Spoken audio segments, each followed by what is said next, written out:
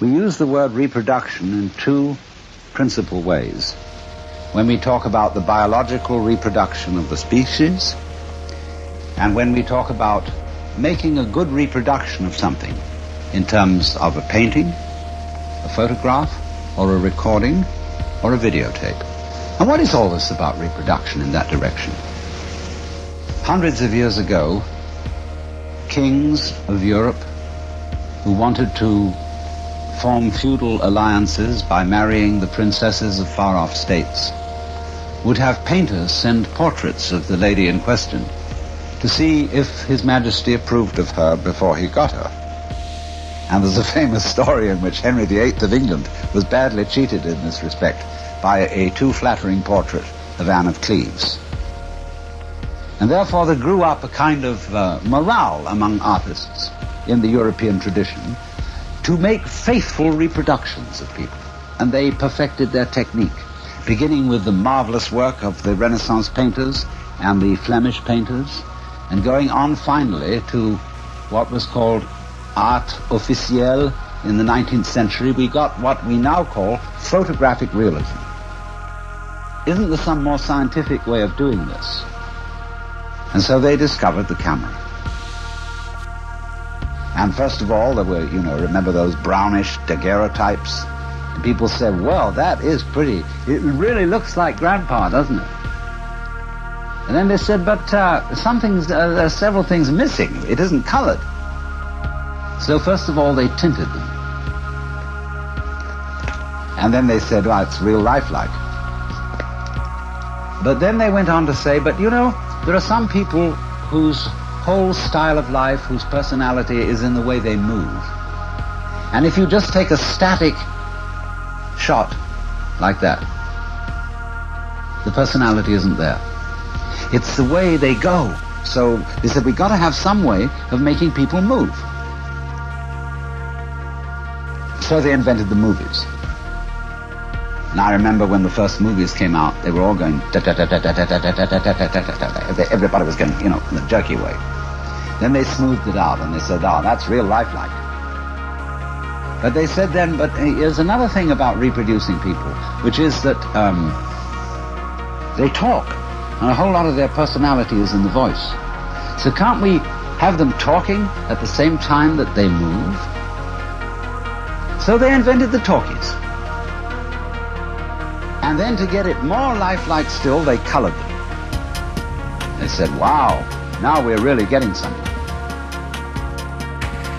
Then, to make it even more real, they put it in 3D.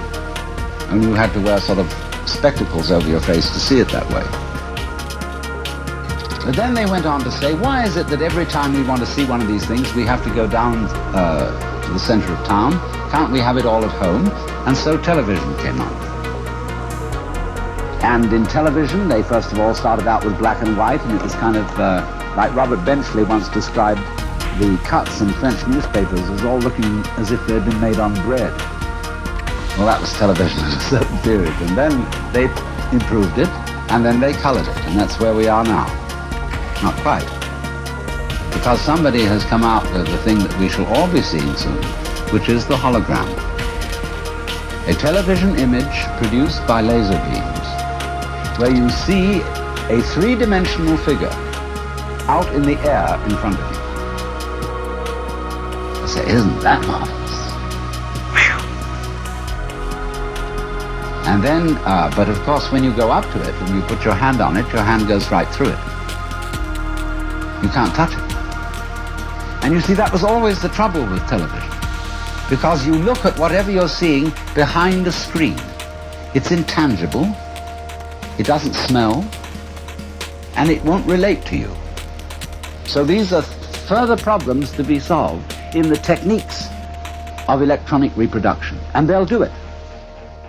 They'll first of all manage a way in which the electronic emission sources can solidify and make the air vibrate, so that you go up and you'll touch the figure and you won't be able to push your hand through it, because the air will be going faster than your hand. Imagine that. You can actually, if there's a beautiful dancer on the television you'll be able to go up and embrace her. But she won't know you're there. And she won't respond to you. And you'll say, well, that's not very lifelike. Just as they once said, if the photograph doesn't move, it's not very lifelike. If it doesn't talk, it's not very lifelike. They'll next say, if the reproduction in 3 dimensions solid doesn't respond, it's not very lifelike. So they'll have to figure out a technique for doing that. What will they do? Well, I tell you. Sitting in your home, where you're watching the scene on a kind of stage now, not on a screen, there'll be a TV camera observing you. And that TV camera will report back everything you do into a computer. And the computer will so manage each bit of information, that's to say, each tiny little granule unit of information going into the image that you're looking at, that it will immediately decide what is the appropriate response to the approach that you are making to the image. Won't that be crazy? You know, she may slap you in the face and she may kiss you. You never know. But then, to say, now, this is still not really the kind of reproduction you want. What we wanted when we looked at this scene is to be able to identify with one of the characters.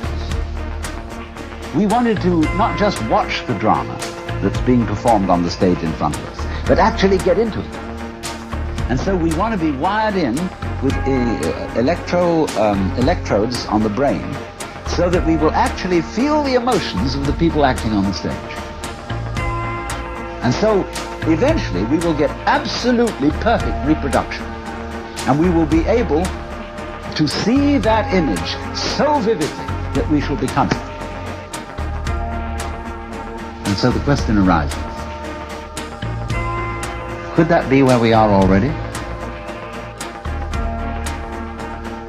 Are we a reproduction which over the centuries of evolution has worked out to be a replica of something else that was going on, and we are where we always were?